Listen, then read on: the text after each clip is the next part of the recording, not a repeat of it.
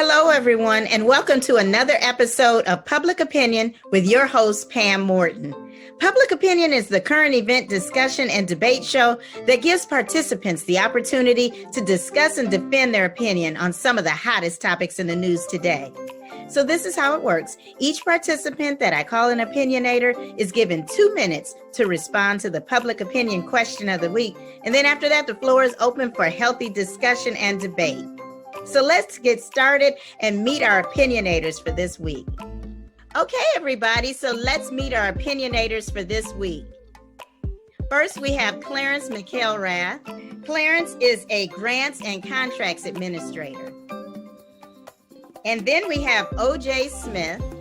OJ is an author, a comedian, a musician, and a retired sales director. So welcome to the both of you, and thank you all so much for joining me for this show. So we're going to get started and see what the public opinion question is for this week. Pfizer and BioNTech have announced that their COVID-19 vaccine candidate is 90% effective. Will you take the vaccine when and if it is finally released to the public? All right, so we are going to actually start with Clarence. So Clarence, your 2 minutes starts now. Short answer is no. Kind of short answer is the first thing, I'm a finance person, so the first thing I look at is follow the money. Coincidentally, this whole vaccine has come out 7 or 8 days after this hotly contested election. That right there should be another red flag. I believe, when the COVID started, they talked about the science professional said, oh, it will take, between 18 months and 2 years to come up with a viable vaccine. We're at 10 months, maybe 9 months. So that another red flag number 2. So that's my main reasons. But then also, we haven't had an opportunity. And I work in research, and I see research studies, and I see how things results come out. And this short period of time, you don't know what the lasting effects. You have no idea what the side effects are going to be. They're pushing this out, and this is to me, and my thought is a money thing. And I definitely think that the federal government, who's already in to buy 370,000 units of whatever the first one that came out. Here it is. Now you're going to push this out. We don't know what it's going to do. There's two outcomes it could be. Either it can not do anything, or you could have collateral damage. So I that's why I would rather wait. I've done well enough by washing my hands and wearing my mask and staying inside. So I think that that's what I'm going to do. I wouldn't recommend it for anyone. All right, great. Okay, so now OJ. You have 2 minutes, and your 2 minutes is going to start right now. For different reasons than my brother just mentioned, but some similar. I would not take it, but there's a chance that later on down the line, I probably would. I'm more so in the camp, as a question reads, is 90% effective. That other 10% concerns me, because that means there's some uncertainty. And whenever there's uncertainty on top of other uncertainty, and COVID-19 is a big uncertain thing, we don't know. There's a lot of unknowns. That makes me a little reluctant to jump in right away.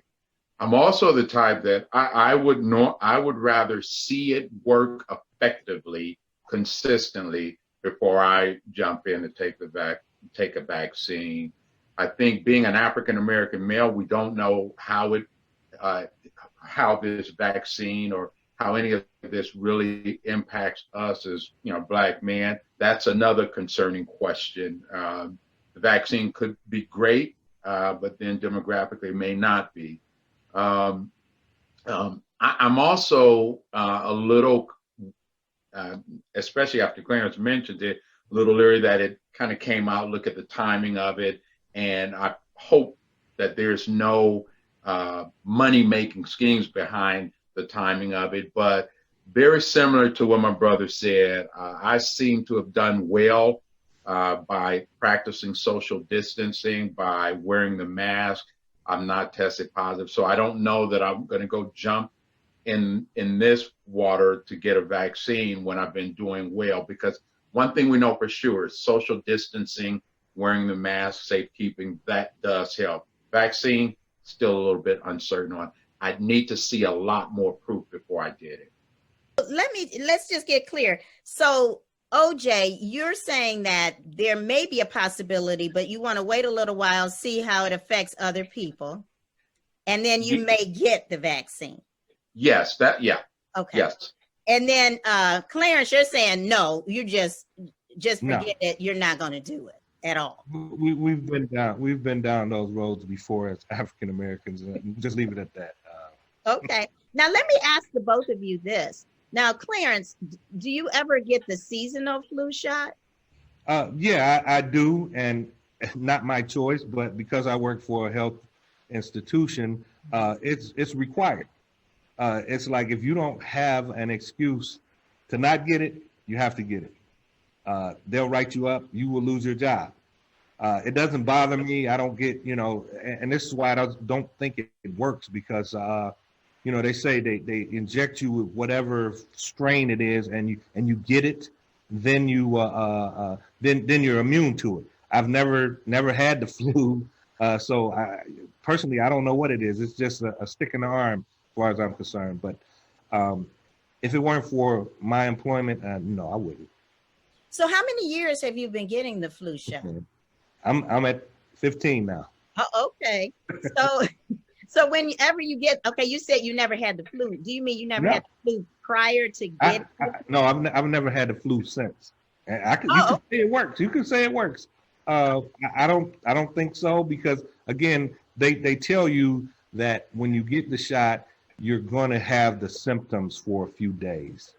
And I never get any of the symptoms. So as far as I'm concerned, it could be a sugar shot. It could be a water shot.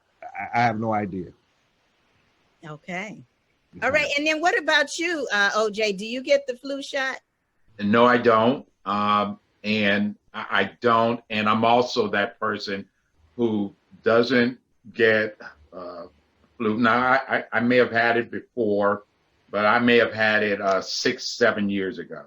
And that's the last time. And there may be 6-7 years before that. So I don't relate any of that, the timing or anything, to whether or not I've had the shot. I don't get it because I don't feel I need it. I'll take my chances on, if I'm going to get the flu, getting it the next or 6 or 7 years from now or whatever. But if I don't need it, I'm the type that if I don't need it and I'm doing fine without it, I'm not going to take it. I'm the same type. I'm the same person that if I had surgery on my shoulder, and all the pain medications that I was given, I didn't take them. I bared the pain. I would have taken them if the pain was unbearable, but I didn't want to get into that because that's a whole nother story. So no, I don't take the flu shot. Not been savvy to getting the flu. But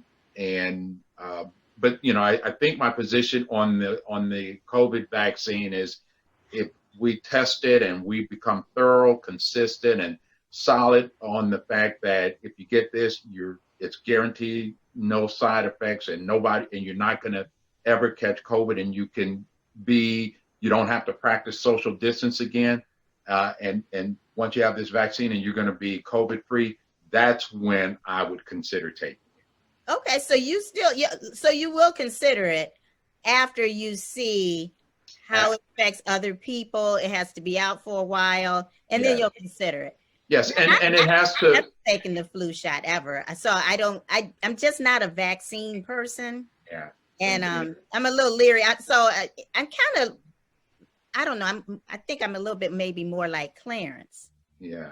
But I don't know. And that's the thing. It's such an unknown. And like you said, Clarence, with it saying 90%, and you say, well, what about that other 10%? Exactly. And the fact that we don't know anybody who has taken it. These are all test people. So, and they're talking about, I think, December or January, but by the time it gets out to the general public, it may be by April.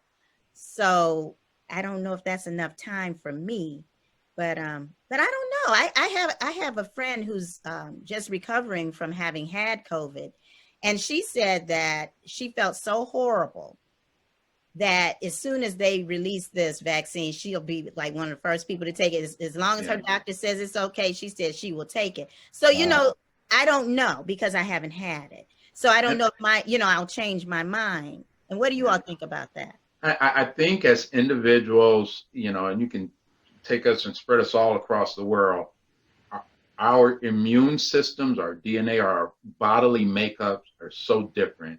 And how one thing can affect one, it may not affect the other person at all, or it may have a totally different effect. Unfortunately, I think that's the same with the vaccine. It may be helpful to some, it may not be helpful to others. I mean, I would need to know that, hey, once you take this shot, it's not happening. And we know that it's a proven fact, and only time would be able to tell us that, and that there's no side effects for African Americans, that, it's not having a side effect different for African Americans than it is for the rest of the population. I would need to know all of that before I would consider taking it. Other than that, I go back to where we are now. Social distancing, I know helps. Wearing my mask, I know helps. Sanitizing and cleaning my hands and being careful with my surroundings, I know that helps, and that's why I'm in that mode right now. Mm-hmm. And then Clarence, what are you doing? Just the same thing, just the hand washing, wearing a mask, and what is your thoughts about that? Well, I'm an OCD person.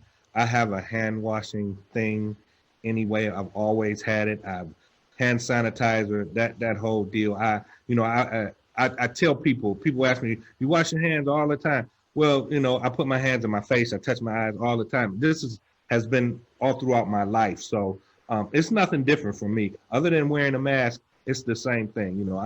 If I touch a doorknob, believe me, I got my hand in my pocket until I can get to somewhere and either put hand sanitizer or something like that. So I'm funny about that. So it's nothing different to me. That's why I feel, just looking at how, and people, and I do know a couple of people who've had the disease or the virus or whatever you call it. And, they're like, well, I don't know where I got it. I was playing cards. I was doing this. I don't do none of that kind of stuff. I just don't. So I stay away. I stay in my little corner of the world. Of course you have to go out, but my hands are in my pocket.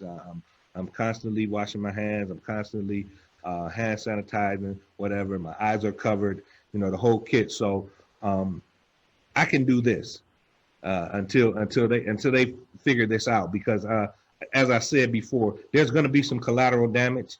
Right. And I don't want to be part of the collateral damage. The government and the world, or whoever, the world, they understand that. Collateral damage goes along with a war on everything. When it's two countries fighting, when it's two armies fighting, there's going to be collateral damage. And it's the same with this, because we're fighting this virus. I have my own thoughts about where the virus came from and all that kind of stuff, but I'm gonna leave those to the side. But regardless to the fact, as deadly as this is, as the way it breaks down, and like OJ said about everybody being their bodies reacting differently to it. There's people who walking around who had it, didn't know they had it, and it went away. Then there's people, ventilators, respirators, the whole 9 yards. So my thought is, let me stay away from it until they can kill it, because it could even be in the air for all we know. Right. I think that's what makes it such a dangerous disease, is how it affects people in so many different ways. And OJ, to your point about how it affects especially people of color, and the people that they want to actually give it to first are the people that they say have pre-existing conditions and all of that. Right. And that's a lot of Black people, Right. And so it's almost like, now, wait a minute, now you going to use us as guinea pigs or what? And because when they're saying, okay, it's going to first go to, maybe the elderly and people with those pre-existing conditions. And then you have to think about why is it that we have so many pre-existing conditions? And then that may speak to just not having proper health care. It's a lot. Right.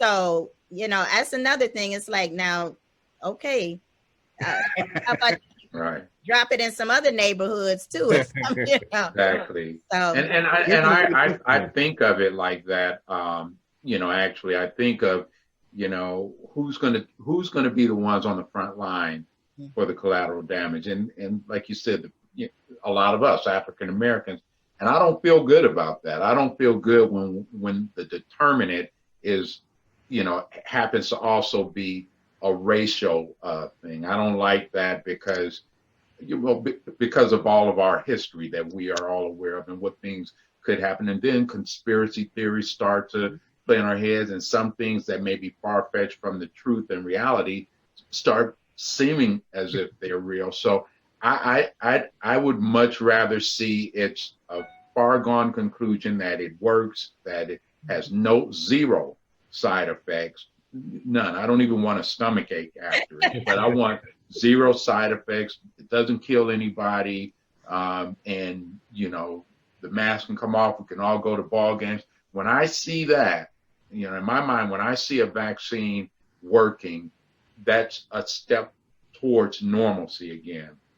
And if we're not talking about, hey, once you take this, you can all go to ball games and everybody at the ball game in the crowd, nobody's going to get it. And it's a guaranteed fact that nobody's getting it. That's when I would consider taking it. And I think, at 90% in, it's November, and the anticipated time period is April. We're a long ways from what I would envision a safe window for taking it. Yeah, exactly. And I'm thinking it'd probably be maybe another good year, really, before you can really see the effects that it can have on people, because I just don't think that you get it, let's say in April. You still may not know what those effects may be until later on. And we don't know whether they're long lasting effects. We don't know if it's just a short thing. We don't know if it's just going to be, oh, okay, my arm is just sore. Another thing, when I was doing my research about this, is they said that it may be a vaccine that you have to get twice, like you get it, and then 6 months later or something, you have to get almost like a booster shot. Right. So, and that's another thing. It's like, okay, so what if some people went the first time, but then they didn't go for the second time? Are they going to have any immunity whatsoever? Will it be lessen the effects, or are we going to come back to square one? So it just seems to me like a lot, Yeah. Which means there still are too many questions. There are too many question marks, and they're valid question marks. There's too much uncertainty, and it's valid uncertainty. And here's the other thing that sometimes plays in the back of my head. We don't know enough about COVID-19, obviously, because it's still among us and it's winning right now. We don't know what other viruses that, this vaccine might open up for us, that if we don't even understand COVID, there could be something, a COVID-25 that we know nothing about. And look at how long it took us to get to this point. And now by taking this vaccine, we've opened ourselves up to something even bigger that, will be more deadly.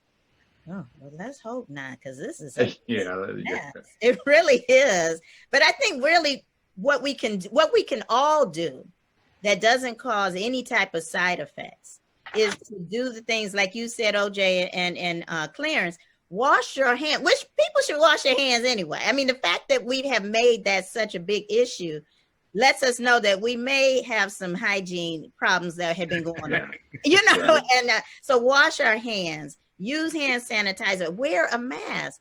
I don't know anybody that just likes wearing masks unless they're just into some stuff that, but if it's something that you can do to help somebody else, then I think that's at least the thing that we can do. Matter of fact, I'm thinking I'll probably wear a mask for at least another year. I don't have any problem with that.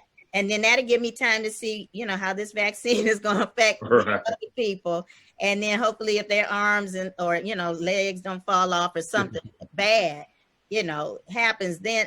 And then I still don't know, because, I'm just not really into vaccines and all of the chemicals. I don't know what they're doing. You know what I'm saying? I have no idea what they're doing.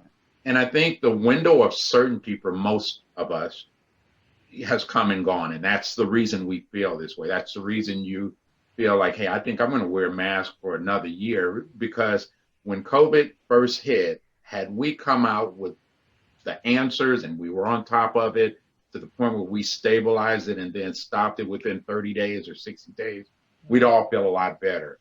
But here we are a year later down the road, and we still don't know. We don't know much. It's winning. It's the numbers are growing all over the country now.